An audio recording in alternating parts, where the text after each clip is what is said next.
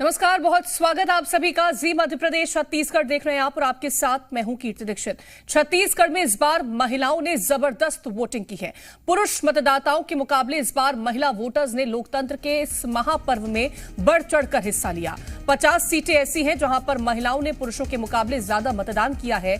इन सीटों पर 80% से ज्यादा वोटिंग हुई और इनमें लैलूंगा, धर्मजयगढ़, खल्लारी, कोंडागांव, केशकाल, खुज्जी, भरतपुर, सोनहत जैसी सीटें शामिल हैं। लेकिन सवाल यही है कि आखिर महिलाओं ने किसके पक्ष में वोटिंग की है। वहीं बीजेपी और कांग्रेस इस पर अपने पक्ष में वोटिंग होने का दावा कर रही हैं।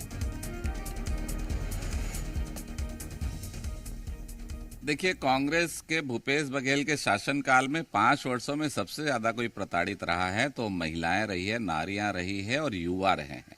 युवाओं को नग्न प्रदर्शन करना पड़ा। नारियों के साथ लगातार सामूहिक बलात्कार की घटनाएं हुई। अरे, एएसपी ऑफिस के नीचे एक अबला के साथ 2 दिन तक सामूहिक बलात्कार होता है। तो महिलाएं तनाव में थी, महिलाएं गुस्से में थी और शराबबंदी का वादा किया था भूपेश ने, वो भी पूरा नहीं किया। तो ये तनाव के चलते और भारतीय जनता पार्टी ने कहा कि नारियों का सम्मान करेंगे, वंदन करेंगे, 12,000 रुपए के आर्थिक सहयोग और नारियों की सुरक्षा करेंगे, सम्मान करेंगे। उसको लेकर नारियों ने बढ़ चढ़कर भाजपा को वोट किया है, युवाओं ने वोट किया है और अब नारियों का सम्मान होगा, सुरक्षा होगी, भारतीय जनता पार्टी की सरकार बनेगी, ये बात तय है।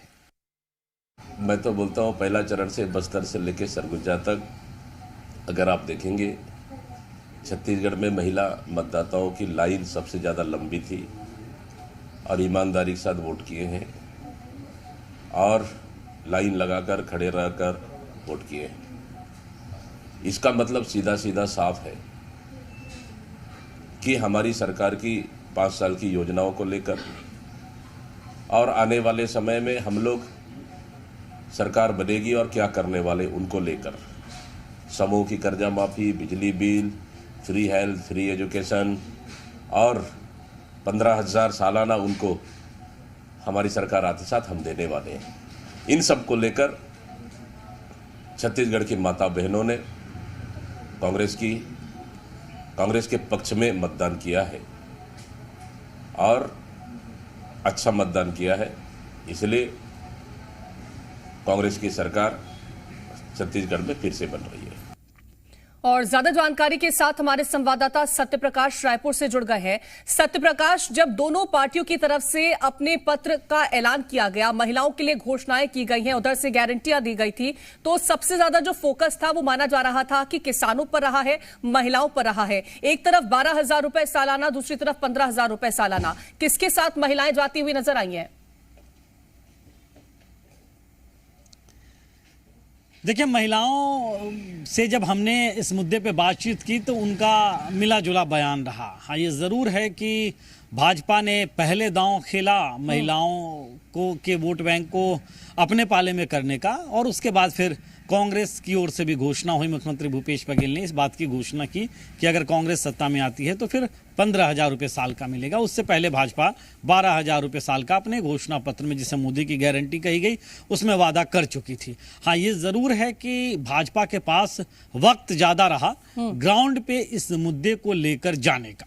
दूसरी ओर अगर हम सिलेंडर की बात करें तो 500 रुपये में गैस सिलेंडर देने का वादा भाजपा ने किया है, तो 500 रुपये गैस सिलेंडर पे सब्सिडी देने का वादा कांग्रेस पार्टी ने भी किया है। मतलब ये 2 बड़े वादे हैं जो लगभग आसपास में भाजपा और कांग्रेस दिखाई देती है। लेकिन है ज़रूर है कि 12,000 के बनिस्पत 15,000 रुपये ज़्यादा है। और अगर इन दोनों की तुलना करें तो कांग्रेस ने थोड़ा बड़ा वादा किया भाजपा से। लेकिन क्या वादा कांग्रेस का चला या भाजपा का चला, ये जब नतीजे आएंगे तो पूरी तरह पता चल पाएगा। इसके अलावा भी अगर हम कहें तो भाजपा ने शराबबंदी के मुद्दे को लेकर महिलाओं के बीच जाने की कोशिश की। अब ये मुद्दा भी कितना चला ये पता चलेगा 3 दिसंबर को। लेकिन एक बात ज़रूर है कि जिस तरह से बम्पर वोटिंग महिलाओं ने की है इस बार, हालांकि महिला मतदाता ज़्यादा हैं, लेकिन 50 से अधिक ऐसी, करीब 51-52 ऐसी सीटें रही हैं विधानसभा की जहां पे बम्पर वोटिंग महिलाओं ने की है। मतलब पुरुषों की अपेक्षा ज्यादा की है।